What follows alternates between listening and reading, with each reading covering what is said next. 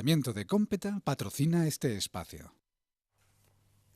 Muy buenas tardes, bienvenidos a Málaga TV, nuestra última edición semanal, y hoy además vamos a comenzar nuestro programa con música en directo, además con un estreno porque nos visitan por primera vez en nuestro programa El Último Trovador, una asociación cultural y folclórica que lleva así ese nombre, El Último Trovador, que se ha creado, se ha constituido hace poquito tiempo, aunque sus integrantes sí que tienen pues un bagaje anterior, unas experiencias pues con otras formaciones, y ahora nace aquí en Málaga esta asociación que pretende el trabajar, el fomentar la música medieval siguiendo la tradición castellana. Hoy debutan como grupo, como formación, están ya grabando sus temas, tienen un repertorio muy amplio y nos van a tocar, nos van a interpretar en directo voz y música, que siempre me gusta a mí recalcar esto.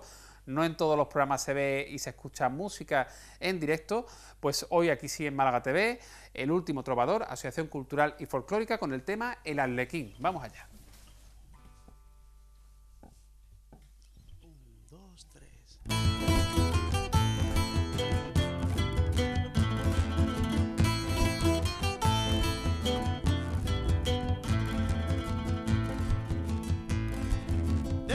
Estuvo preso y casi marginado por su cualidad. Entre risas y alegrías se pasó la infancia de aquí para allá.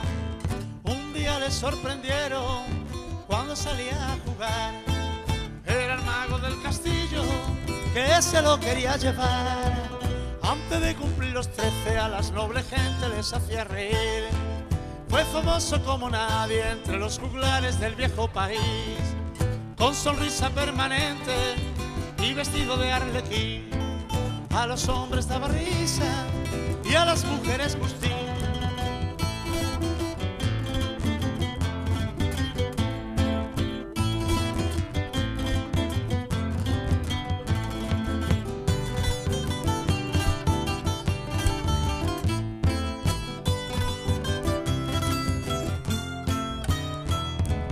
Un día le sorprendieron metido en la cama con 7 a la vez. Entre sus brazos poderle tener, grandes regalos que hacía de distinto proceder, desde la corte más noble a las plebeyas de a pie. Un edicto promulgaron para su instrumento poderlo parar, y por mucho que buscaron siempre se escapaba a la autoridad. Y lo que nadie sabía, yo te lo voy a contar, es que siempre se escondía en una alcoba real.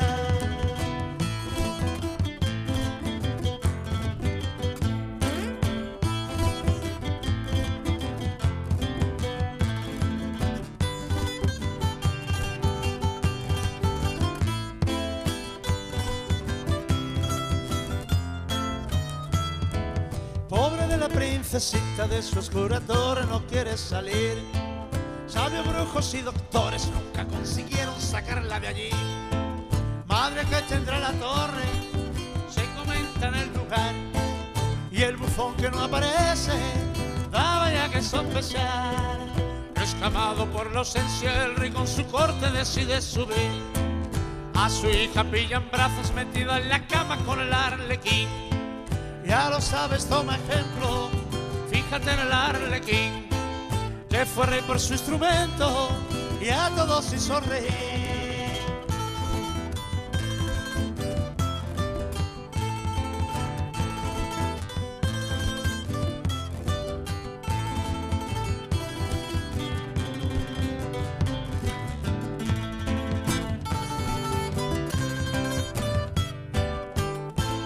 Eso es. Pues damos la bienvenida, muy buenas tardes, a la Asociación Cultural y Folclórica El Último Trovador. Si puedes, levántate, Pochi, mejor, Muy bien, sí, y claro. así te vemos ahí bien. Bueno, vamos a presentar a cada uno de los componentes de esta agrupación, de esta asociación. Tenemos en el laúd a David, Pochi, como trovero y guitarrista. Aquí tenemos a Profe, al frente del bajo, y Miguel Ángel, con una percusión muy peculiar, porque es un instrumento, una percusión irlandesa, que se llama bodhran. Bueno, reciente constitución, ¿no?, de esta formación. Cuéntame. Sí, vamos, esta formación nace por una historia de que yo, por ejemplo, con el profe llevo muchos años haciendo muchos proyectos variados, ¿no? El último que hicimos fue de rock andaluz, que hicimos un rock andaluz muy especial porque todo el rondalú está basado en las bulerías y demás, y nosotros lo hicimos sobre las malagueñas, y me propuso un reto. El reto era, ¿por qué no hacemos algo diferente? Y me picó tanto que empezamos a hacer esto. Entonces empezamos a crear esta historia en la que hacemos romances medievales, siglo XII, XIII, aunque algunas veces entramos en el siglo de oro español, la picaresca española, mezcla de juglaría, investigamos un poquillo por esa zona, pero de composición propia. O sea, las letras las escribís Las vosotros. letras y la música las hacemos nosotros. ¿Qué es lo que hacemos? Que hemos recopilado historias y leyendas medievales, que pueden ser ciertas o no, eso no se sabe, pero que llevan una trascendencia. Y nosotros lo que hemos hecho ha sido ponerle música y redactarla en virtud de los conocimientos que hemos adquirido a través de la información que existe en las redes sociales y demás. Entonces son romances medievales que nadie hace este tipo de música porque música medieval hay mucho, pero casi todo va de otra zona. Nosotros lo hacemos de la zona de Castilla, de la parte más bien española, y entramos en ese campo donde lo que hacemos era recopilar esas historias y imprimirle nuestro carácter, nuestra forma de entenderlo dentro del momento. O sea, lo que hacemos es, manteniendo la estructura de la época, siendo respetuosos con las composiciones y los textos, pues adaptarlo a una nueva trascendencia y más actualizada. Vuestra idea es grabar vamos a decir, un doble CD, ¿no? Correcto, Ya se ha correcto. grabado una primera parte que además está volcado en vuestra página web, ¿no? Correcto, tenemos la página elultimotrovador.com, donde ya se puede bajar los 10 primeros temas de los 10 primeros romances, donde está la primera etapa. Son romances que nosotros hemos hecho letra y música y, digámosles, un poco no inventado, pero sí menos documentado. Menos documentado y un poco más desde nuestra perspectiva de lo que podría haber sido a lo largo del tiempo. Y esta segunda parte, que es lo que estamos grabando, que es lo que viene más nuevo, pues son historias reales, como el tema que vamos a cantar a continuación, ¿no? Que si quieres te lo comento, ¿no? Lo de... Sí, tengo yo aquí el título, es Couto Mixto. Couto mixto, sí. Couto mixto es que ahora mismo estamos de moda esto de las repúblicas, ¿no? Incluso repúblicas independientes, ya eso en la Edad Media ya existía la primera república independiente. En concreto, los años entre en 1100, 1800, por ahí unos 700 años tuvo la primera república de la parte de Galicia de arriba, que era Couto mixto, que era un reino independiente, donde existía un movimiento asambleario que estaba al margen de lo que era Portugal y España antes de la separación, y donde hay una leyenda curiosa, que ahora lo contamos en el tema, que era que la familia de Inés de Castro, que era el presidente de la República que había allí, se enamoró de don Pedro I de Portugal, y resulta de que don Pedro I de Portugal llegó a ser rey de Portugal por accidente, nunca mejor dicho, porque es que el hermano se cayó de un caballo, él no era el primogénito, pero lo cogieron y lo hicieron rey. Entonces, cuando él se fue, a la mujer esta, Inés de Castro, la apuñalaron y la mataron los nobles porque no querían la fusión, porque querían seguir manteniéndose independientes tanto de España como de Portugal. Cuando él volvió con su ejército, y volvió ya con su poder, se la encontró muerta. Y entonces la historia que cuenta aquí, que es lo más gracioso, es que es la única reina que después de muerta la coronaron.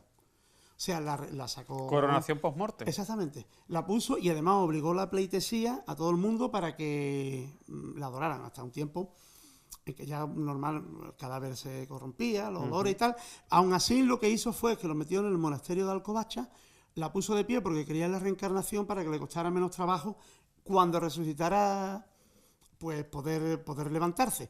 Pero que la historia, está documentada, lo podéis ver en todas las redes y en internet. Es algo histórico. Algo real. histórico, ¿no? Y es la única reina coronada después de muerta y además ordenando pleitesía y atendiendo los juzgados esos que hacían raros de la época, que iban al rey, pues estaba allí y todo el mundo tuvo que... Oye, pues enhorabuena por esta labor, de verdad, los cuatro lo que estáis haciendo es rescatar estas historias, sean algunas ciertas, otras a lo mejor leyendas populares, pero muy interesantes y además planteándolas pues con estos romances medievales, siguiendo la tradición castellana y con intención incluso de llevar vuestras propuestas fuera de Málaga, ¿no? Hay muchos festivales en nuestro país y vosotros además os habéis ceñido a un tipo de música muy concreta y que además se nota que ahí hay una investigación y un estudio previo antes de escribir las canciones. Correcto, sí, nosotros vamos a empezar a moverlo, estamos aquí, digámosle que esto es un estreno, más adelante pues contactaremos con vosotros, porque tenemos una serie de conciertos, no lo puedo adelantar, entre otras cosas porque no están cerrados, ¿no? Entonces es que esto es tan incipiente que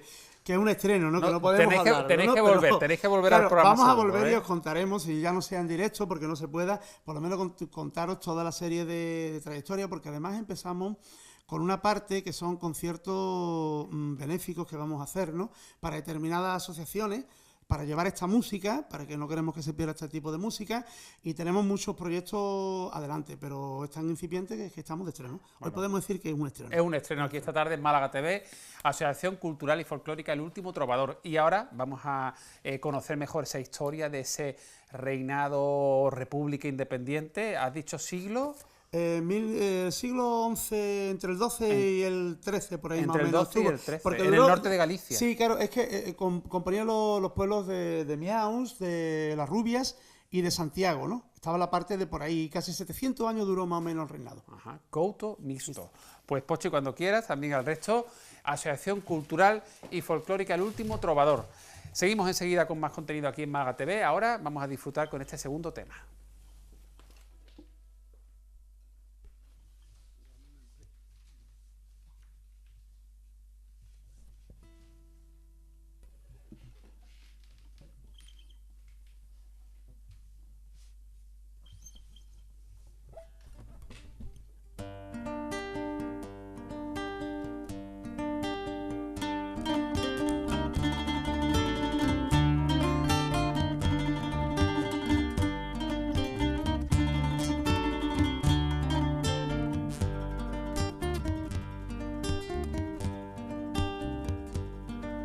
En un lugar apartado, lejos del bien y del mal, vivía Inés de Castro, llena de felicidad. Paseaba todas las noches, a veces se iba a bañar, y en el río Sala mojaba sus pies para refrescar. Era princesa y pudiente, amante sin vocación, de una nobleza impecable, amante de un gran señor.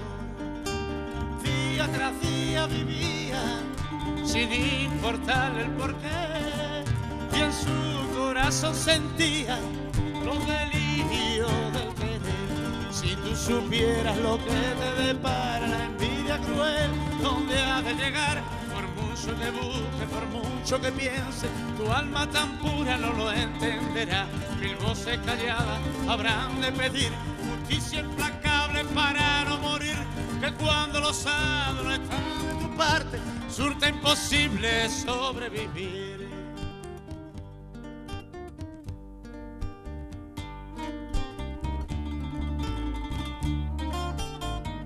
Don Pedro el Infante.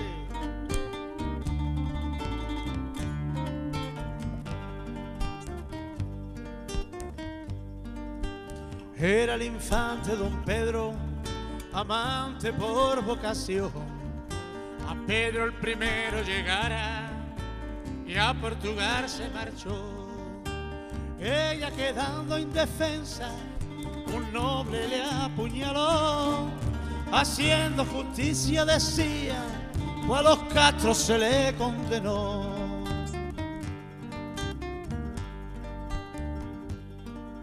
Don Pedro el primero hecho rey, a por ella regresó, y al saber de su infortunio exigió la exhumación. Coronada y en su trono ordenó su pleitesía, ordenando a cortesanos a verla todos los días. Si tú supieras lo que te depara la envidia cruel, donde has de llegar, por mucho que busque, por mucho que piense, tu alma tan pura no lo entenderá. Mil voces calladas habrán de pedir justicia implacable para no morir, que cuando los hados no están de tu parte, surte imposible sobrevivir.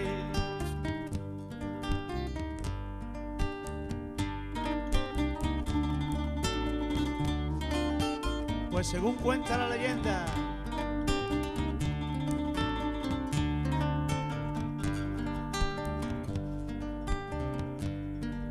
según cuenta la leyenda, don Pedro mandó construir en el monasterio Alcobacha la tumba muy cerca de sí, con la esperanza certera de verla resucitar. Así pasaba su trance, y es que es muy libre soñar. Si tú supieras lo que te depara la envidia cruel, donde ha de llegar, por mucho que busque, por mucho que piense, tu alma tan pura no lo entenderá. Mil voces calladas habrán de pedir justicia implacable para no morir, que cuando los hados no están de tu parte, surte imposible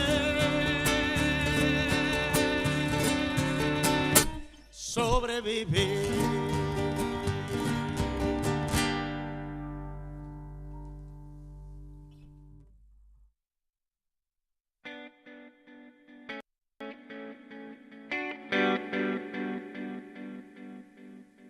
En la Axarquía, junto al Parque Natural de Sierra Tejeda-Almíjara, se alza Cómpeta, destino turístico internacional con un casco urbano típicamente andaluz de calles estrechas, plazas y rincones pintorescos. Conoce su iglesia de Nuestra Señora de la Asunción y visita el Museo de Artes y Costumbres, así como el Museo del Traje. Rutas de senderismo.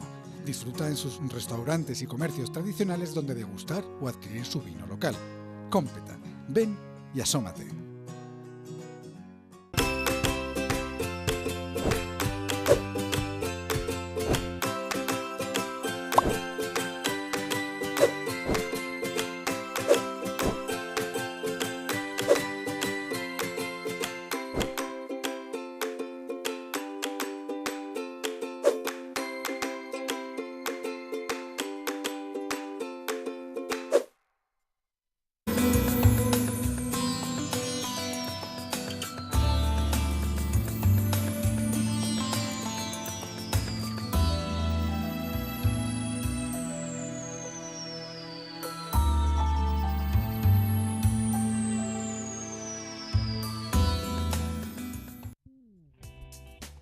En Pinturas Andalucía, el número de mujeres que demandan nuestros productos y servicios crece día a día. Por eso somos conscientes de la necesidad de proponerte espacios únicos, cómodos y funcionales al mismo tiempo. Te ofrecemos un servicio de asesoramiento completo. Ven y descúbrelo con nosotras.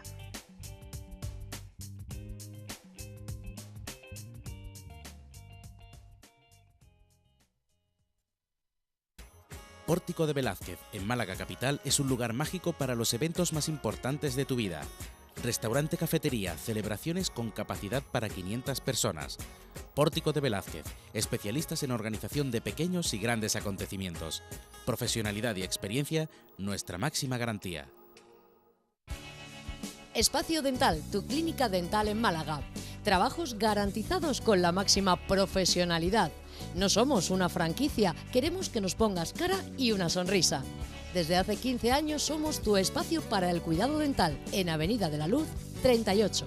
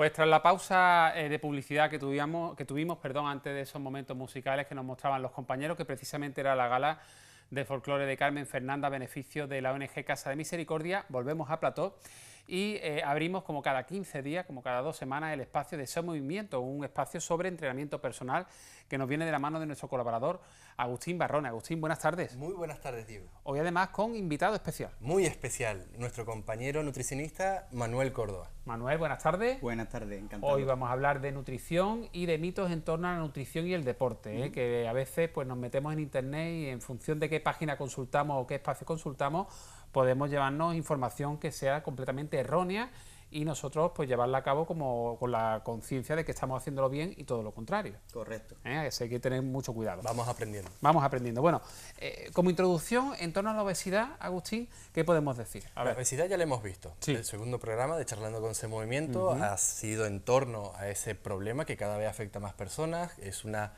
enfermedad muy extendida, desgraciadamente, en nuestra sociedad actual, y hay que revertirla sí o sí, pero hay que atacarla de forma multifactorial. No podemos atacarla solo con entrenamiento, no podemos atacarla solo con la dieta, también incluye psicología, hábitos saludables, en fin.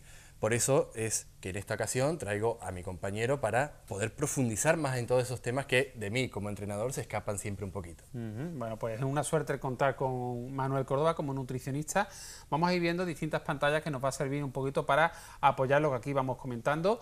Como decía Agustín, en su momento ya abordamos la obesidad y es algo que en algunos países, por ejemplo en Estados Unidos, está muy extendida y aquí en España los nutricionistas, incluso los pediatras, ¿no?, detectan que cada vez hay más niños y niñas con problemas de sobrepeso por la alimentación que no es del todo sana como debería ser y a pesar de que aquí tenemos la dieta mediterránea, pero no siempre se practica. Correcto. Realmente España ha ido aumentando, ha ido duplicando su tasa de obesidad y sobrepeso en los últimos 20 años. Es el segundo país de Europa con más tasa de obesidad.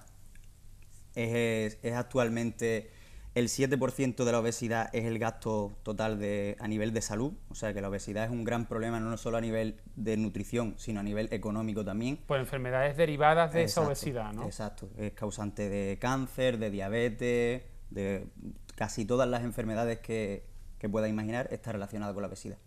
Oye, qué dato más importante, ¿no? El segundo país de Europa con mayor tasa de obesidad. Correcto. Tremendo, a pesar de que aquí tenemos la dieta mediterránea que tanta fama, ¿no?, nos ha dado a nuestro país. Y hablamos en general, la infantil también tiene bastante repercusión. La infantil también se ha incrementado enormemente.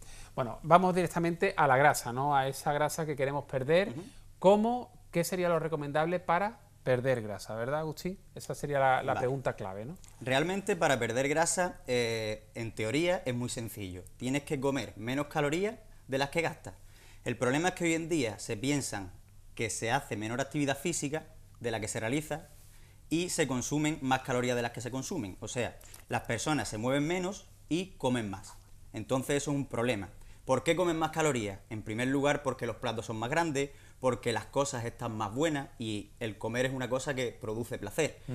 Se sustituyen el agua por bebidas azucaradas y todo ese cúmulo de factores hacen que al final, entre que nos movemos menos y comemos más, aumente la tasa de obesidad. Manuel, ¿qué incluye nuestro gasto calórico diario?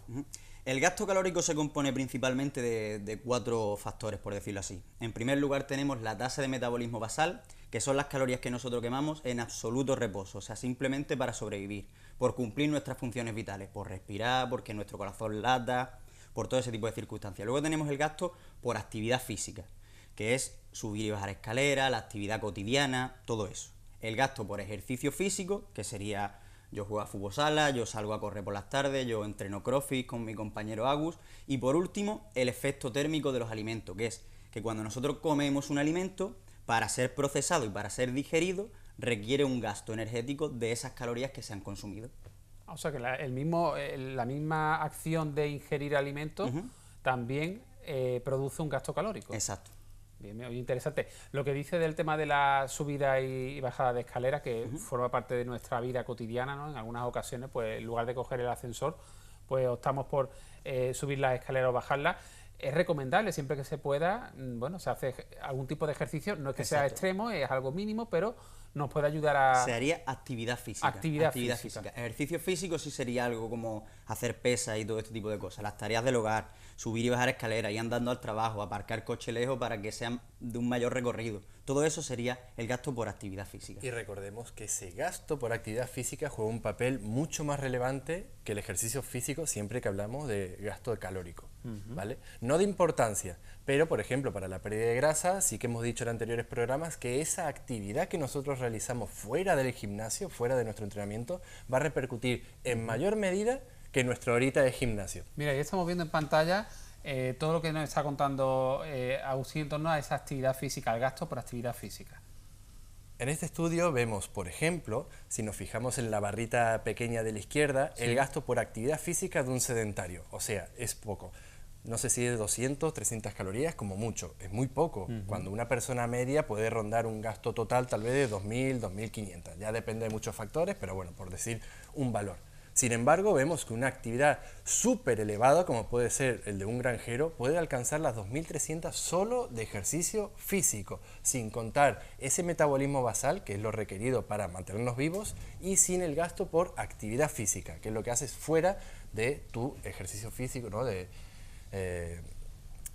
tu actividad, digamos, cotidiana, ¿no? Más de entrenamiento. Más de entrenamiento. Ahí está. Bien, fíjate que hablas de sedentarismo y cuántas personas, no todo el mundo, no todas las personas que padecen obesidad pues tienen un estilo de vida sedentario, ¿no? Pero sí que yo sé que los especialistas, nutricionistas, los médicos hacen mucho hincapié en evitar esa vida, ese tipo de vida sedentaria, porque al final, si no nos movemos y estamos todo el día sentados en un sillón, o a lo mejor muchas horas durmiendo, ¿qué ocurre? Que al final, si comemos 3 o 4 veces al día, estamos ingiriendo más calorías de las que gastamos. Exacto. Y es inevitable el que se vaya a engordar. Es inevitable, exacto. Como ha comentado, el gasto por actividad física de una persona muy activa puede suponer hasta el 50% de su gasto total, o sea, una auténtica barbaridad.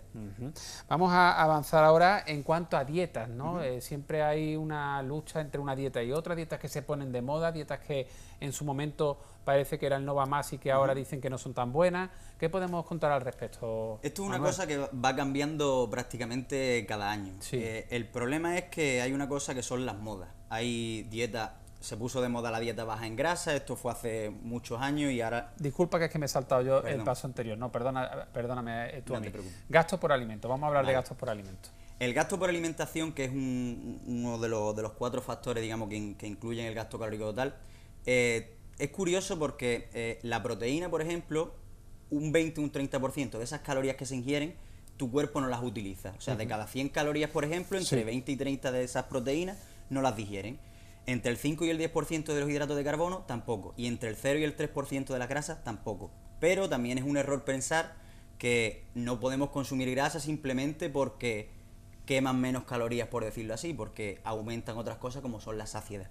De hecho, hay un estudio bastante interesante, que es el que se puede ver a continuación, en el que se comparan como dos bocadillos exactamente iguales, ¿no? 2 bocadillos que son de un sándwich mixto. Uno de pan, queso y jamón york, por ejemplo, y el otro de pan, queso y jamón york también. Uno era de queso de verdad, o sea, queso auténtico, pan auténtico de cereales integrales y un jamón cocido bueno, y el otro era un queso procesado, un tranchete, por decirlo así, Sí. un jamón cocido regular y un pan blanco. Y había una diferencia entre los dos a la hora de digerirlo del 50%. O sea, las personas que consumieron la alimentación buena quemaron en esa comida prácticamente el doble de calorías que los que consumieron el otro, teniendo los dos las mismas calorías ingeridas. O sea, quemaron más calorías por el hecho de no llevar el procesamiento. O sea que el pan de molde, que sabemos que está procesado, Exacto. el fiambre de sándwich, que sabemos que de Exacto. cerdo tiene poquito y lo que tiene es mucho metido, Correcto. y el tranchete, que no es queso es también un alimento bastante procesado, va a engordar más que el bocadillo de pan Efectivamente. y el Aunque las jamón calorías bueno. sean iguales, Aunque sean iguales las calorías, tu luego el cuerpo, cuerpo para digerirlo necesita un esfuerzo mayor. Por eso decimos que las calorías son importantes en la pérdida de grasa, pero también es el comer bien. Dieta que sea más adecuada ahora mismo, según los últimos estudios, qué dietas están más en boga, se han eliminado algunas que parecían que habían conseguido pues mucho y no tanto, Agustín. Las dietas milagros seguro que no. O sea, de eso tenemos que siempre huir, como decíamos en anteriores programas, tanto como el ejercicio que decíamos, ¿te acuerdas? Sí. Que hay ejercicios que dicen que este es el mejor, hay rutinas que estas son geniales para tal objetivo, con las dietas pasa lo mismo. Hay que buscar siempre, como venimos repitiendo programa tras programa, la individualización, pues no todos somos iguales. Sí podemos decir cosas muy generales y van a ser también ciertas, pero si dejamos de lado el factor de la particularidad de cada uno, estamos equivocándonos y mucho. Sí. Por ejemplo, podemos hablar de dos personas sanas, iguales, pero uno es deportista y el otro no. Tal vez el que es deportista necesite más hidratos de carbono, porque su actividad sí lo requiere y porque así va a rendir mejor y va a recuperar mejor. Pero la sedentaria, ¿por qué? Tal vez no le es necesario. Tal vez no tenga ningún problema metabolizando esos hidratos de carbono. Pero ¿y por qué sí? Tiene que ser necesario que sea igual la dieta a un deportista. Cuando decíamos en el ejemplo el otro día de una persona que pesaba 100 kilos y un corredor de 60, que no deberían hacer el mismo entrenamiento, lo mismo pasa con la dieta. Tiene que ser muy individualizada. Supongo que Manu está de acuerdo con esto. En función del metabolismo de cada persona, pues una dieta le puede venir mejor que otra. Es que realmente, por ejemplo, en los últimos estudios, el estudio ese es del año 2018, el que hemos visto anteriormente, a igualdad de calorías y cuando se fijan las cantidades de proteína, es decir, que las personas consumían los mismos gramos de proteína, daba igual si la dieta era alta en hidratos de carbono o baja en hidratos de carbono, es decir, o alta en grasa o alta en hidratos de carbono, que al final los sujetos perdían prácticamente el mismo peso. La clave estaba en la adherencia.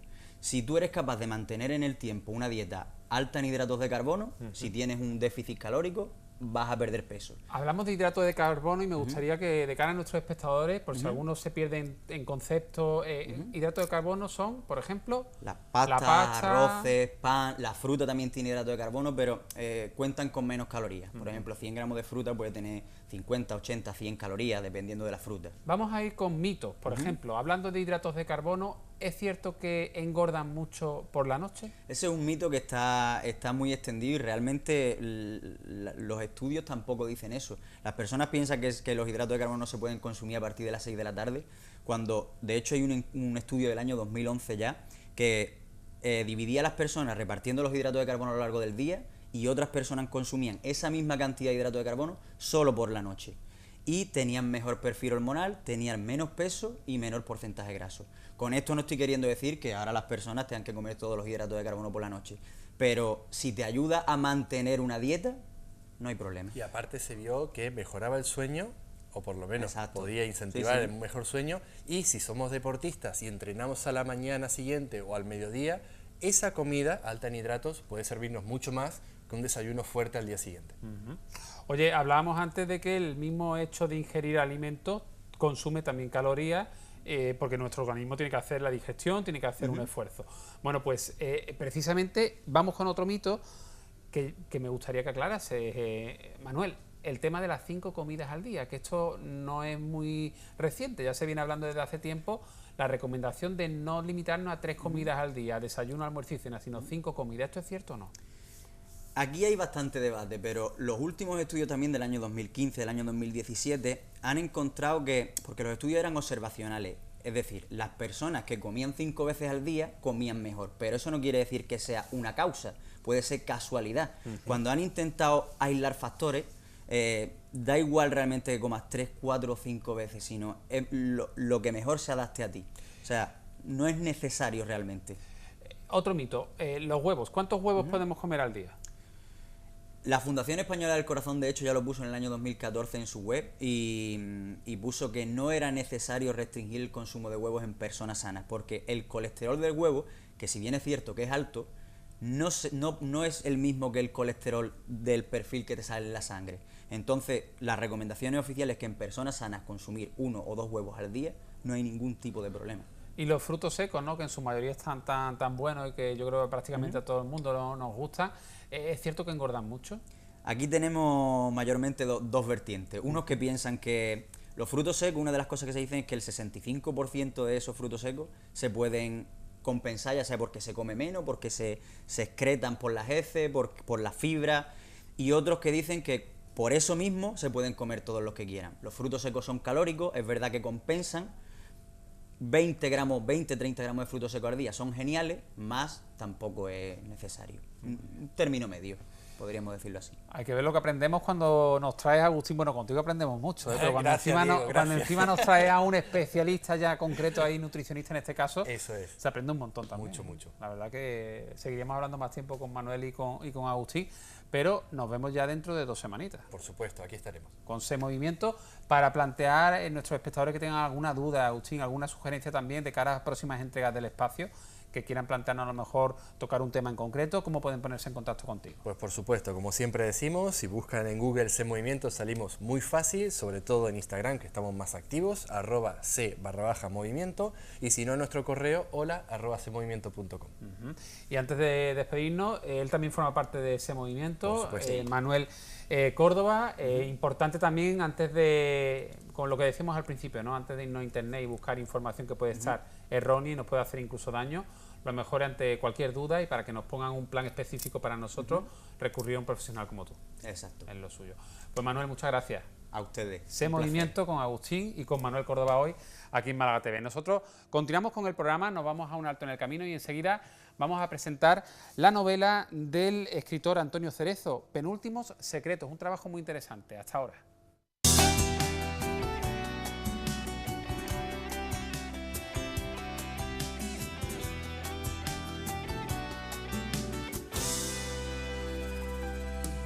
Yo me entregué, te di los besos que celoso te guarden y amor eterno por mi vida te juré. Ay, cómo me arrepiento. Me enamoré de tu palabra, de tu manera de ser. Que me engañara nunca me lo imaginé. Ay, cuánto lo siento. Te rechacé porque vas por la vida rompiendo corazones. Cortaste a cachito mis cartas de amores. Ay, mis cartas de amores. Y acuérdate que aprender a olvidarte con el paso del tiempo, porque no quiero verte desde este momento. Ay, desde este momento. Te rechacé porque vas por la vida rompiendo corazones. Cortaste a cachito mis cartas de amores. Ay, mis cartas de amores.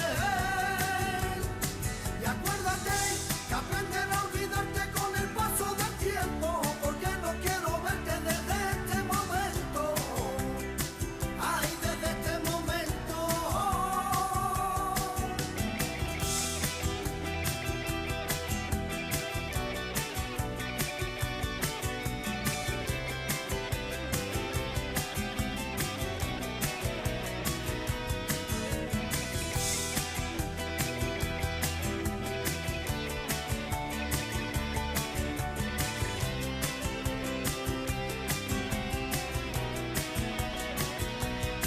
Te recordé en aquel banco donde un día te besé, en ese sitio al que ya nunca volveré. Eran mis sentimientos.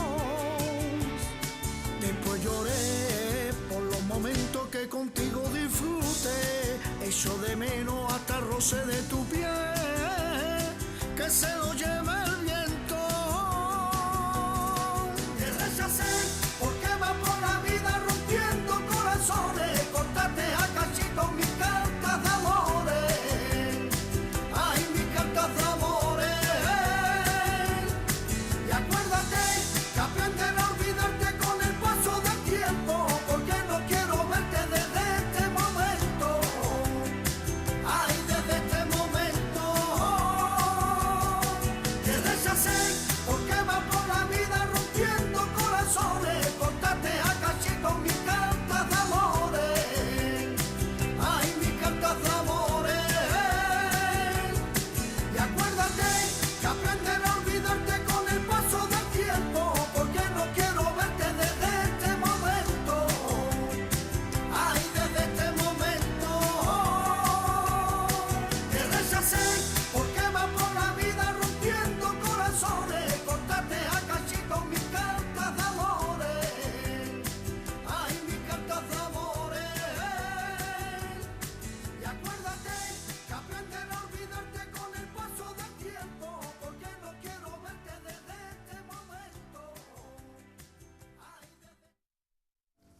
Regresamos después de estos momentos musicales. Era el videoclip del grupo Sombra y Luna, ¿no? O Sombra y Luz. Sombra y Luz, Sombra y Luz, Sombra y Luz. Está muy bien. Bueno, pues vamos ahora a presentar la novela del escritor Antonio Cerezo, Penúltimos Secretos. Antonio, buenas tardes. Buenas tardes. Escritor, aunque más conocido en Málaga como psiquiatra y forense, porque ha sido toda una vida dedicada a la psiquiatría y especialmente en el campo de las autopsias, en el campo de forense, de hecho participando incluso, bueno, pues en lamentables sucesos como ese accidente del Spantax que unía Málaga a Nueva York y que tuvo un accidente, un impacto contra la pista del aeropuerto de Málaga en un intento de despegue, ¿no? Con 50 fallecidos. Efectivamente, se está refiriendo al accidente del año 1982. Este era un vuelo de pasajeros de entre Málaga y Nueva York y parece ser que a poco de despegar el avión, el piloto notó un ruido que le hizo sospechar, lógicamente, que había una avería, trató de volver a la pista, pero en este caso, digamos, el aterrizaje fue muy accidentado y el avión pues salió pues atravesando incluso la carretera Málaga-Torremolinos y se incendió un motor, etcétera. Más de 50 fallecidos en un pasaje de en torno a 300 pasajeros. Así fue, sí. En torno a ese accidente, bueno, pues esa experiencia profesional ahí quedó, pero años más tarde, ya una vez creo que retirado, jubilado, sí. No es la primera novela que escribe, no. Pero sí que ha escrito Penúltimos Secretos, que está inspirada en aquel accidente. Sí, bueno, digamos, la novela arranca, digamos, con ese accidente como telón de fondo. Bien, es verdad que luego la novela discurre por otros canales, porque es una novela muy actual, muy del tiempo nuestro, muy de Málaga, con una ambientación absolutamente malagueña, con mucha luz, mucho colorido, y con personajes del año 18, no con personajes del año 82. Claro, Antonio, el accidente, tal cual lo recoge en esta novela, en Penúltimos Secretos, presenta a tres personajes que tienen algo que ver, y es que tienen un nexo en común con una de las pasajeras que fallece en ese accidente aéreo. Ese accidente, digamos, que provoca una reacción en cadena que afecta a tres personas. Claro.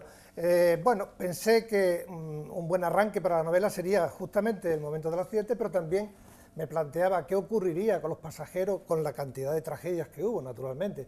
Entonces yo traté de centrarme en una de las posibles tragedias, la tragedia de una persona, de una mujer en este caso, que fallece en el accidente y que hay tres personas muy vinculadas a su vida, como es su marido, un amigo de la familia íntimo, que en este caso es un político también actual, que está metido en más de un lío y más de una corruptela, y luego un hijo adoptado que, bueno, pues que quiere buscar sus raíces una vez que su madre ha muerto, ¿no? Quiero decir que todo eso levanta una serie de tramas y de actividades por parte de los tres personajes principales, aunque luego hay otros muchos personajes más secundarios, pero que también tienen su importancia. Claro. Veo entonces, Antonio, que mezclas la trama dramática con el suspense y esos tres personajes muy bien definidos, ¿no? Por un lado, bueno, primero la mujer que fallece, una de las pasajeras, luego su marido, que empieza a sospechar que a lo mejor su mujer tenía otra vida. Exacto. Luego el hijo, que es un hijo adoptado y que a raíz de la muerte de su madre adoptiva decide buscar a sus padres biológicos. Exacto. Y ese político que tiene distintos frentes abiertos y uno de ellos lo que va a tener que aprender a vivir es el asumir de qué manera tan deshonrosa ha logrado salvar su vida. Bueno, claro, esa es una de las claves del accidente, porque, claro, sería desvelar un poco la novela o destriparla, como dicen, pero... Alguna pincelada sin dar demasiados pistas. Un pequeño destripe. Eso. Un pequeño destripe. Bueno, pues el caso es que efectivamente, como hay, digamos, una relación previa entre estas personas, hay un comportamiento, porque, bueno, debo decir, ya al margen de la novela, que en un drama como el que se planteó en aquel accidente, se pone a prueba, digamos, muchas cosas en un ser humano. Y lo que primero sale a flor y lo que primero le sale a uno de la piel es el instinto de supervivencia. Claro. No me atrevería yo a criticar a aquellas personas que pueden tener incluso un comportamiento muy deshonroso, muy egoísta o muy, en fin, porque realmente seguramente habría que verse en su piel para juzgarlo, ¿no? Fíjate, me viene a la mente ahora mismo la película Titanic y ese antagonista del personaje que interpretaba Leonardo DiCaprio, que se viste de mujer o simula ser una mujer para meterse en esos botes salvavidas, claro, cuando la preferencia o la prioridad, claro, eran las mujeres y los niños. Claro, y una cosa que yo, al margen de la novela, puedo comentar también, es que en esos accidentes se dice, bueno, murieron 52 personas carbonizadas. Sí, murieron carbonizadas, pero antes de ser carbonizadas, algunas de ellas, o más de una de ellas, pues sufrieron traumatismos o sufrieron... fue una masa de gente que querían salir por un embudo. Claro. Podemos entender perfectamente cuántas tragedias antes de que sobreviniera la carbonización de esas personas podían haber ocurrido. Pero en fin, eso es un tema que es muy colateral, que no tiene que ver con la novela. Ya digo que la novela se desarrolla en nuestro tiempo y es una novela de esta época, vamos, y de esta ciudad sobre todo. Un trasfondo también sociopolítico, sí, con La luz de Málaga, como apuntaba Antonio al principio, es una novela que tiene esa luz de Málaga especial, sí que hablamos al final de un camino de emociones, que esos personajes, esos tres personajes vinculados a la mujer fallecida en el vuelo, tienen que emprender, cada uno a su forma. Exacto, es que después de esa terrible experiencia, ninguno de ellos vuelve a ser como era, realmente... Es como volver a vivir o tener que volver a empezar una vida distinta. Lo que llaman también el efecto mariposa, ¿no? Si ese accidente aéreo no hubiese ocurrido y si esa mujer, con vinculación con estos otros tres personajes, no hubiera fallecido en ese accidente, pues sus vidas a lo mejor no hubieran tomado el rumbo que toman. No tomarían ese rumbo y a lo mejor no hubieran sido, desde el punto de vista novelesco, tan interesantes. Claro, también. Oye, las personas que ya han leído, Antonio, tu libro, Penúltimos Secretos, ¿qué te han dicho? Porque ahora los escritores contáis con las redes sociales, eso está genial, para recibir críticas de todo tipo. De todo tipo. Se admiten de todo tipo. Pues tengo que decir una cosa, hay una coincidencia en muchas personas que me han hablado de esto, y es que se han quedado con ganas de una segunda parte, porque los personajes, si bien es verdad que la novela es un todo, sin embargo la novela queda abierta, digamos, puede ser objeto de una segunda parte y tal vez ocurra. Editorial Caligrama, la que ha publicado Penúltimos Secretos, de Antonio Cerezo, y entiendo que está distribuida por librerías, en internet también, ¿no? Sí, en internet, en todas las grandes plataformas de internet, de Amazon y estas plataformas que... Y en librerías también, hacen impresión bajo demanda, que se llama ahora, de tal forma que se puede adquirir en todos estos lugares. ¿Sí? Tiene muy buena pinta, esta novela, interesantísima. Bueno. Desde luego, la trama que nos plantea aquí Antonio Cerezo. Antonio, muchas gracias y espero que otro día, ya nos tomamos el contacto, vengas al programa. Bueno, si quieres presentar en futuras ocasiones más trabajo, más novela, encantados de hacerlo, pero como psiquiatra forense me gustaría un día entrevistarte. Pues yo encantado. Tiene que ser muy interesante. Encantado de poder estar aquí y hablar de lo que tú quieras. Muchas gracias, hasta pronto. Vale. Nosotros ahora hacemos un alto en el camino, disfrutamos de unos momentos musicales que nos ponen los compañeros y enseguida abrimos nuestro debate de qué parte estás. Hoy hablando además de un tema bastante polémico, la exhumación de Franco del Valle de los Caídos, con tertulianos siempre interesantes.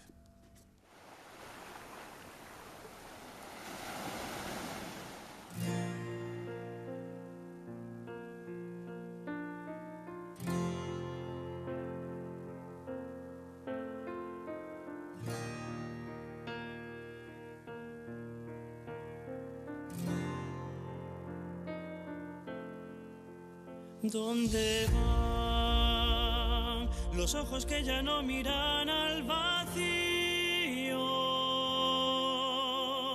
¿Dónde van los sueños cuando ya los has cumplido? ¿Dónde están las manos que me cuidaron de niño? ¿Dónde están las cartas que en el tiempo yo he perdido? No puedo parar si tú me esperas al final del camino. No quiero olvidar los brazos en que me quedaba dormido, porque es verdad. Te quiero el doble de lo que te había dicho. Quiero navegar en un velero por el mar contigo.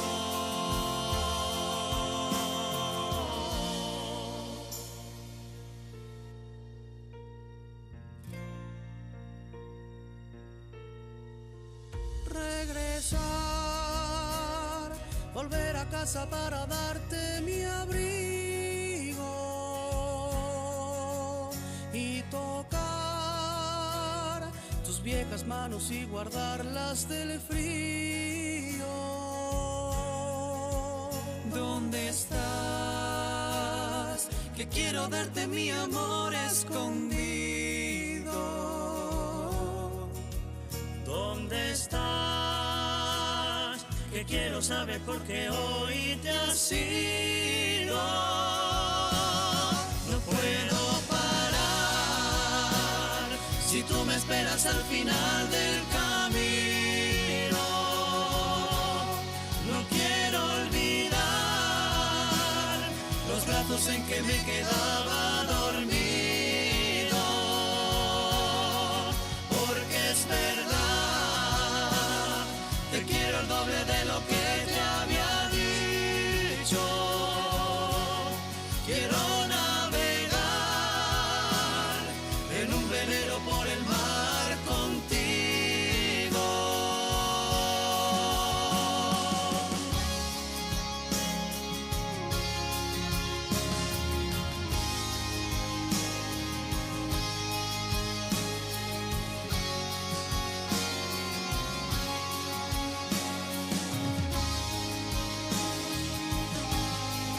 Porque es verdad,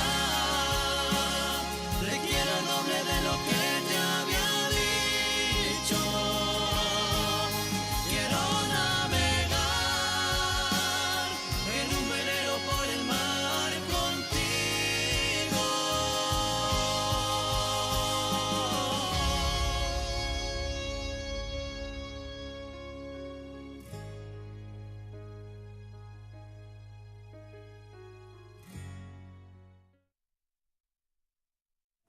Regresamos a plató después del videoclip del grupo granadino Soñare, que la verdad que siempre nos gusta poner aquí algún que otro videoclip de esta banda, y nosotros abrimos ahora nuestro debate de qué parte estás con ese tema que os anunciaba antes de dar paso al videoclip.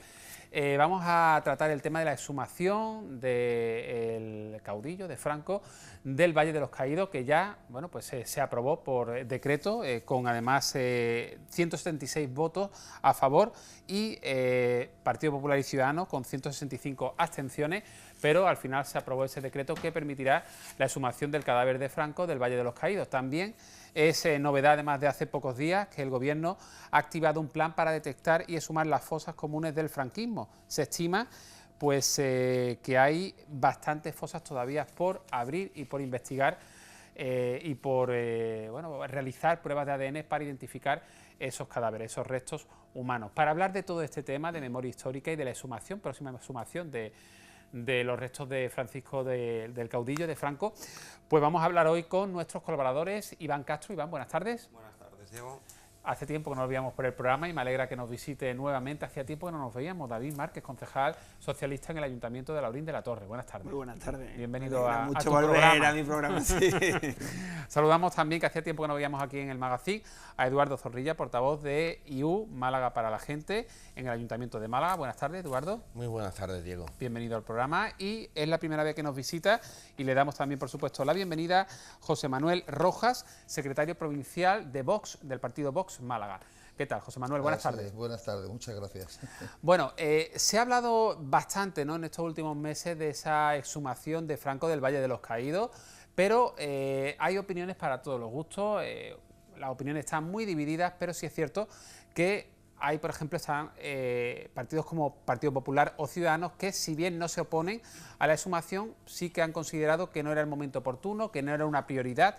¿Cómo lo vemos aquí en plató? ¿Cómo lo ves tú, Iván? Bueno, la verdad es que yo creo que se parte de argumentos que son bastante confusos, sobre todo por parte de la izquierda, en mi opinión. Y eso es simplemente porque en este país nos gusta mucho hablar de la historia, pero no nos gusta mucho recordar cómo fue tal cual. Entonces, todos los días estamos escuchando que se quiere sumar a Franco porque se levantó allí su propia tumba, era pues un ser súper megalómano, etcétera, tuvo un montón de esclavos trabajando allí, etcétera, y eso no es verdad. Entonces, hay que partir de los puntos que son ciertos y a partir de ahí debatir. el único objetivo hoy en día de la izquierda en este país con respecto al Valle de los Caídos y con respecto a Franco, en mi opinión, es quizá llevarse al bolsillo una victoria que no hubo en el pasado, y es la única forma de resarcirse un poco de aquello. Es otra forma de atacar a la religión católica también, por supuesto, y en este país hay una especie de persecución, no me preguntes por qué, de todo símbolo religioso, etcétera, pero de una religión, no de todas. Primera exposición de Iván. David. Pues bueno, la verdad que estoy totalmente a favor de la exhumación de los restos de un dictador, de un monumento construido pues sí por presos políticos que habían luchado por defender su idea democrática, y la verdad que yo creo que es un ejemplo el que, aunque PP y Ciudadanos no lo haya votado a favor, pero que no hayan votado en contra, ni siquiera ellos mismos, que en algún tiempo, incluso el Partido Popular, un partido creado por, entre otros, antiguos ministros de Franco, ni siquiera ellos se han atrevido a defender la permanencia de un dictador en un espacio de conmemoración de aquello. Creo que para nada es querer cobrar una victoria no conseguida en una guerra civil. Yo creo que eso está más que superado. Han pasado muchos años, lo único que no tiene sentido que en ningún país del mundo que sea auténticamente democrático no entenderíamos que Hitler estuviera enterrado con honores en Berlín, ni que Mussolini en Roma, o por ejemplo, si habláramos, yo qué sé, de la Unión Soviética como espacio democrático, que no lo es, pues tampoco nos parecería bien que estuviera Stalin, ¿no? Con lo cual yo creo que es una más cosas tan simples como volver a un sistema de garantía democrática donde cada cual tiene que reconocer que no es lógico que en un país democrático un dictador tenga esa conmemoración. Por otro lado, lo que comentabas de las víctimas que están en cunetas, pues yo creo que hay todavía muchos familiares que no saben dónde están sus muertos y que no es más que puro derechos humanos, ¿no? Hay que dotar presupuestariamente ahora ese plan de rescatar los cadáveres, los restos humanos que hay en todas esas fosas. Es un plan que se va a hacer entre gobierno y comunidades autónomas, pero será importante si realmente se quiere hacer y que no se quede en palabras, dotarlo presupuestariamente. A ver qué sucede. El decreto, básicamente lo que viene a resumir o a recoger es que en el Valle de los Caídos solo van a poder yacer los restos mortales de personas fallecidas a consecuencia de la guerra civil, como lugar de conmemoración, recuerdo y homenaje a las víctimas de la guerra, de la contienda. Eso desde luego supone que los restos del caudillo, que murió en el año 75, por tanto la exhumación llega 43 años después de su fallecimiento, pues tendrá que ser desenterrado, como recoge el decreto, ya que él no falleció en la guerra civil, sino que falleció pues bastantes años después, en el año 1975. Eduardo. Bueno, hablamos del caudillo, pero también Primo de Rivera, fundador de la Falange, también está enterrado en el Valle de los Caídos. Yo no sé si van a dejar a Primo de Rivera y sacan a Franco, o qué van a hacer, Eduardo. Bien, nuestro grupo ha pedido desde hace años la exhumación del dictador del Valle de los Caídos. Por cierto, que ahora también proponemos, en cuanto al decreto, que se sumen los restos de Primo de Rivera como jefe de una organización que justificó y alentó el golpe de Estado que dio lugar a la guerra civil. Una duda, Eduardo, y perdona que te interrumpa. ¿Para exhumar los restos de Primo de Rivera habría que otra vez aprobar otro decreto, o el que vale para Franco valdría también para Primo de Rivera? Es la duda que aprobar otro decreto. Vale. A la hora de la convalidación se ha convalidado tal como está, sin enmiendas. Bien, nosotros creemos que la mera existencia del Valle de los Caídos como gran mausoleo de exaltación del franquismo es una anomalía en España, una anomalía dentro de un ámbito democrático. Como bien decía David, no es pensable nada parecido ni en Alemania, ni en Italia, ni siquiera en Rusia, en la antigua Unión Soviética, donde se han eliminado todos los restos de las dictaduras anteriores. Yo creo que es además una necesidad para cerrar las heridas que se produjeron en este país, y nada más lejos de ánimo de revancha, como se acusa a quienes promovemos o defendemos la exhumación, sino la necesidad, como se ha hecho en otros países, tanto de la Europa occidental como en América Latina, incluso en Argentina o en Chile, donde tienen mucho más avanzado en cuanto a la restauración de la dignidad de las víctimas dentro de un ámbito de promoción democrática. España, hay que tener en cuenta, somos el segundo país del mundo en víctimas desaparecidas y no identificadas. El segundo país del mundo en fosas comunes detrás de Camboya. Allí, en el Valle de los Caídos en concreto, que se construyó entre 1940 y 1958, sí que participaron y fue construido por expresos republicanos, a partir de un decreto del dictador y gestionado por el Patronato Central de Redención de Penas por el Trabajo. Allí 18 años trabajaron presos republicanos como forma de redimir penas. En 1900, no, voluntariamente no. Y en 1958, ¿cómo es? Voluntariamente. No, voluntariamente no. Voluntariamente y hay muchos casos documentados, pero si me deja terminar, bueno, incluso en 1958 firma un decreto el dictador donde, dando un cambio de rumbo a la orden inicial que se firmó en 1940, que planteaba que aquello era un enterramiento para las víctimas de la guerra y de la reconquista que lucharon por una España mejor, es decir, para las víctimas de solamente una parte.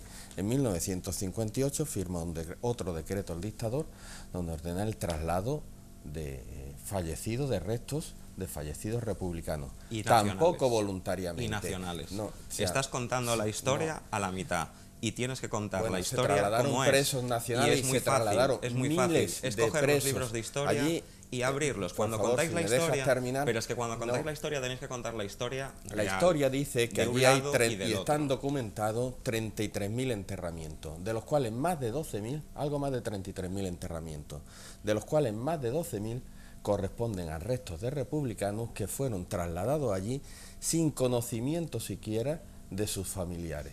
De hecho, muchos familiares, a la hora de ir a exhumar sus restos en distintos cementerios de España, se han encontrado con que sus restos no estaban allí porque se habían trasladado sin permiso y sin conocimiento. José Manuel, vamos a hacer una cosa, porque es que José Manuel todavía no ha hablado y yo tengo mucho interés en escucharlo. El partido Vox, además, ha dado un paso más y ellos se han manifestado abiertamente en contra de esta exhumación. José Manuel. Absolutamente en contra. Sinceramente, cuando a nosotros se nos llamó para participar en este debate, lo primero que nos sorprendió fue el tema alrededor del cual giraba el debate. La exhumación de los restos de Franco y la demolición del Valle de los Caídos. Sinceramente, a nosotros nos parece incomprensible que, dadas las necesidades y los problemas que tenemos actualmente en España, llámese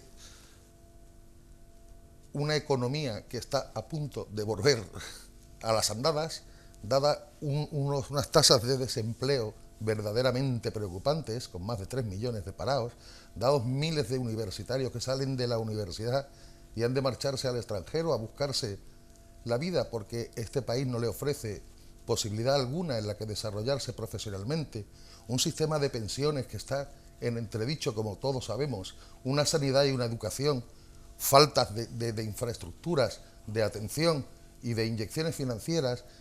Resulta que nosotros nos vamos a preocupar de desenterrar a Franco. Esa es la respuesta a las urgencias de este país.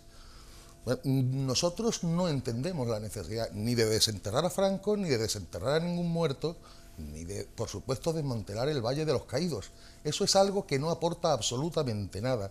Es algo que viene dictado por una ley de memoria histórica, que bueno, esta ley de memoria histórica, como bien apuntaba mi compañero Víctor, Iván, perdón, es una ley que trata de reescribir la historia contada por una nueva comisión de la verdad que interpreta la historia a su libre albedrío, la manipula a su antojo e intenta inculcárnosla a todos los demás.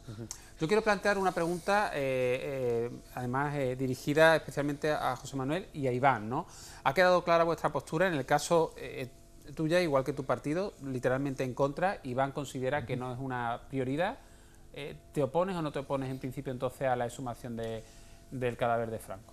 No es que me, no te opone, es que me oponga, pero tampoco crees que es una prioridad. Sinceramente es un tema que yo creo que puede esperar o no, y si hay que resolverlo, hay que resolverlo, pero contando la verdad. Está claro que fue un monumento que se hizo para las víctimas de la guerra civil, fallecidas en la guerra civil, eso es cierto.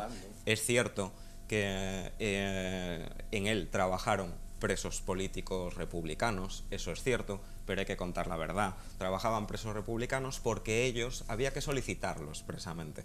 De todos los años que duró la obra del Valle de los Caídos, trabajaron 7 años y por cada 2 días que se trabajaba allí, se les quitaba, por cada día que trabajaban en el Valle de los Caídos, se les redimía la pena 2 días. Pero estaremos de acuerdo que no es una obra para sentirnos orgullosos en el sentido de que esos presos republicanos... podría ser o no voluntario, yo no voy a entrar ahí porque no lo conozco, pero eran presos políticos y no tenían por qué estar en la cárcel. Me gustaría comentar... Solo un segundito. Sí. Está claro que no estoy a favor de que haya presos políticos en ningún sitio, ningún bando, régimen, ninguna guerra, etcétera. La pregunta que yo quería plantear, Iván y José Manuel, ¿entendéis que familiares de republicanos que están allí enterrados sí estén a favor de la exhumación del cadáver de Franco porque les duela que sus fallecidos, que sus familiares que fueron con el verdugo? Claro, efectivamente, lo que ha dicho David, no que compartan espacio con la cara visible de quien provocó la guerra. Allí hay enterrados personas del bando nacional, hay enterradas personas del bando republicano. Es cierto que hay más del bando republicano, eso es verdad.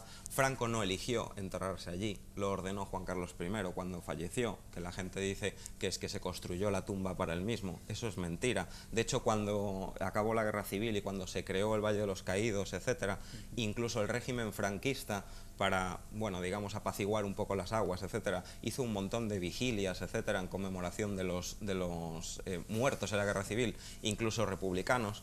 Y hablas de la Unión Soviética, bueno, de Rusia hoy en día, etcétera, que yo sepa, la momia de Lenin creo que se puede visitar. Me parece que es un atractivo turístico todavía. Entonces, hombre, yo creo que contar mentiras así a libre albedrío está muy fuera. David, a ver, para empezar, lo que comentaba el representante de Vox, de que no es una prioridad, está claro que el Partido Socialista al que yo represento ha gobernado España ya, pues, por lo menos 20 y tantos años, y no lo ha hecho anteriormente. Es decir, cuando se llega a la democracia española, pues había otras prioridades, entre otras, pues, con ese peligro real que los militares pues habían dado un golpe de Estado un año antes de que Felipe González llegara al gobierno, pues se ve que hay otras prioridades, cierto miedo, precaución, como lo quiere, y no se hace. Y no se le da esa prioridad. Pero con esa prioridad pues llevamos ya 43 años de retraso. En algún momento había que hacerlo. Y la verdad que cuando se dice no hay cosas más importantes que hacer, sí, y se hacen y se están haciendo. Igual que yo soy capaz de hacer 2 cosas a la vez, yo creo que un gobierno, un parlamento y un país puede hacer muchas cosas a la vez. Entre ellas cosas muy importantes y otras menos importantes. También quiero aclarar... Tenemos llamada, voy a terminar. Cuando se dice que, por ejemplo, el Valle de los Caídos es un monumento, decías que hay que contar la verdad y hay que contarla. Además, yo soy profesor de historia y soy historiador. Y, por ejemplo, cuando se habla de que es un monumento donde se enterraron republicanos, es verdad. Pero eso es una casualidad o una... no quedó más remedio. ¿Por qué? Porque el objetivo era enterrar al bando fascista, al bando franquista. ¿Qué ocurre? Que no son capaces de encontrar tantos cadáveres para poder llenar ese espacio. ¿Por qué? Porque están identificados. Se han identificado y sus familias enterraron cristianamente como consideraban a sus muertos. Y no querían que sus familiares que estaban en el cementerio de su pueblo fueran a ese espacio. ¿Qué ocurre? ¿Cuáles son los que llevan? Aquellos que no son protegibles, esos cadáveres que no son protegibles, los que están en cuneta o los que están en un cementerio y se lo pueden llevar porque las víctimas republicanas no tenían ningún derecho. Para que hagáis una idea, eran presos políticos que lo elegían libremente. Mi padre, cuando fue a hacer la mili en el año 66, en su de esto ponía peligrosidad porque su abuelo había sido republicano. Es decir, en el 58, en el 40, libertad ninguna. Que si en la cárcel decía, te apuntas aquí para trabajar forzosamente en el Valle de los Caídos, creo que no tendría muchas opciones de decir que no. Bueno, tenemos una llamada y damos la palabra también a Eduardo y a José Manuel. Llamada, buenas tardes. Hola. Hola, buenas tardes. ¿Con quién hablamos? Con Rafael Sánchez. Rafael, gracias por llamar y te voy a pedir brevedad, cuando quieras. Mira, lo del Valle de los Caídos, para mí, personalmente, lo voy a decir en una palabra muy, muy clara. Una anomalía. Lo que es anormal es que un monumento en una guerra civil se sustente a costa del trabajo de cierta gente esclava, de las víctimas, y que haya un terrorismo de Estado que se murió en la cama. Es el responsable. Esa cruz, para mí, simboliza la cruz de esa cruzada que supuso 40 años de dictadura, donde todo se dejó atado y bien atado. y a ver de una vez por todas que se le dé dignidad a todas las víctimas, también a las víctimas de Franco, pues y a la gente de ese exilio forzoso también, que en el extranjero ven eso y se quedan sorprendidos. Es una anomalía, es una especie ¿en qué planeta vivimos? Muchas gracias por tu participación y por ver el programa. Gracias. Seguimos pues con el nada, debate. que a ver si de verdad se preocupan por las víctimas, no solamente de la ETA. Muchas gracias, hasta luego. Eduardo y José Manuel. Eduardo. Hombre, yo creo que cuando se alega tanto la verdad de la historia, hay que reconocer que el decreto que firma el dictador en 1940 dedica ese monumento a las víctimas de un solo bando. Textualmente dice: héroes y mártires de la cruzada, que nos legaron una España mejor.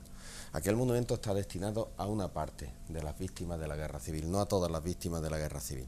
Y sí es cierto que en 1958 se da un cambio de rumbo, lo explicaba David, las razones, y se decide inhumar allí también restos del bando republicano, pero se hace sin permiso de los familiares y en muchos casos sin conocimiento también de los familiares. Hombre, decir que allí trabajaron voluntariamente los presos políticos a mí me suena un poco sarcástico. Los presos políticos, si me deja explicarlo, no se puede decir que trabajaran voluntariamente los presos políticos, aunque se acogieran a una posibilidad, además gestionada por este Patronato Central de Redención de Penas del Trabajo. Estos presos no estaban presos voluntariamente, eran presos políticos.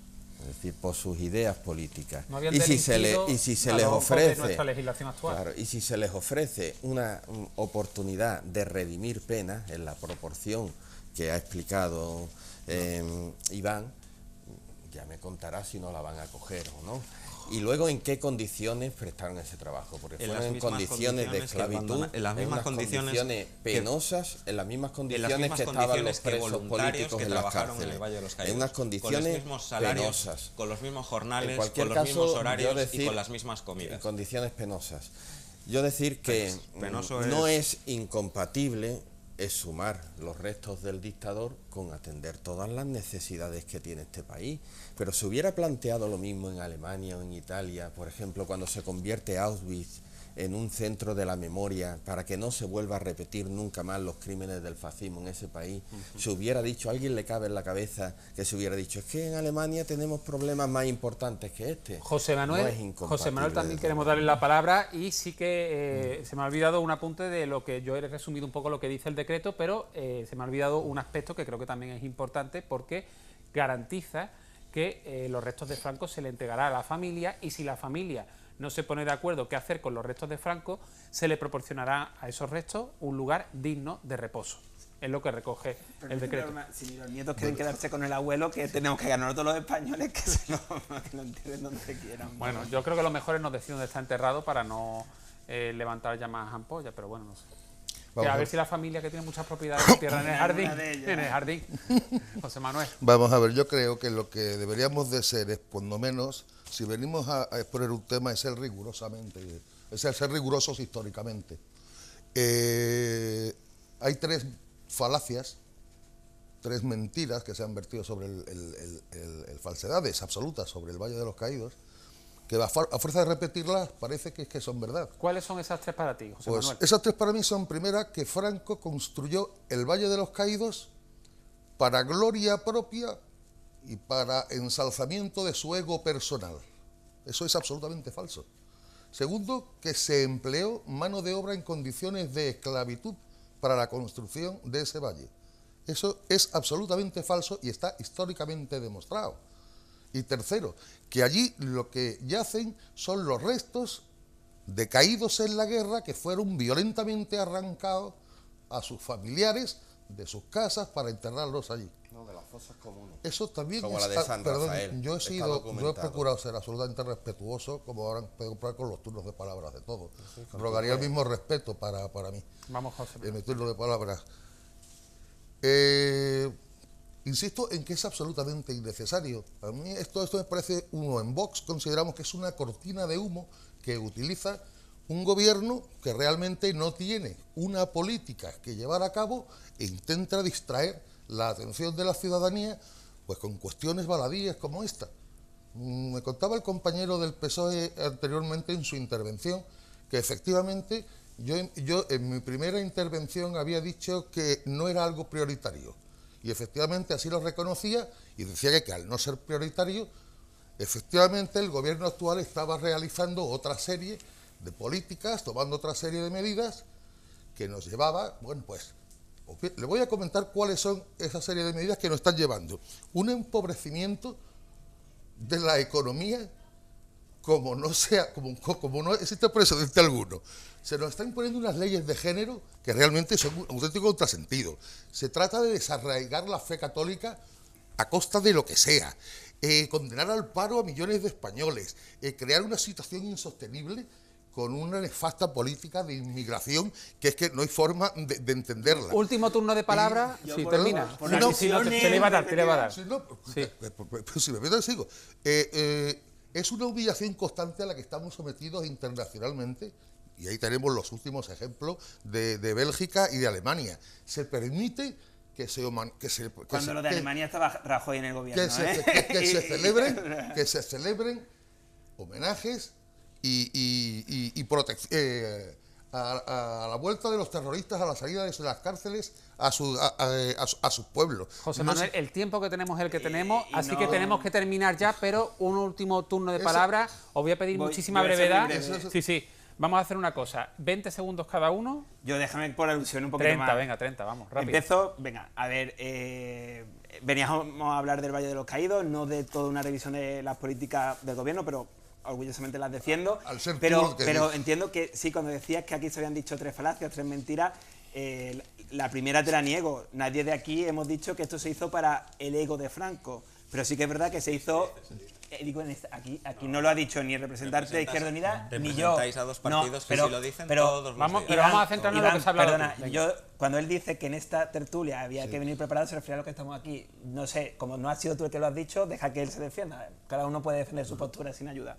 Pero sí que aquí... No nos vamos a interrumpir en el último turno de palabra, no se ha dicho que se ha hecho para mayor ego. Y sí se hizo, obviamente, para exaltación del franquismo, porque hasta en los libros de historia se habla de monumento franquista, arquitectura franquista, entre otros, que es la recuperación de la estética del gobierno de los Austrias.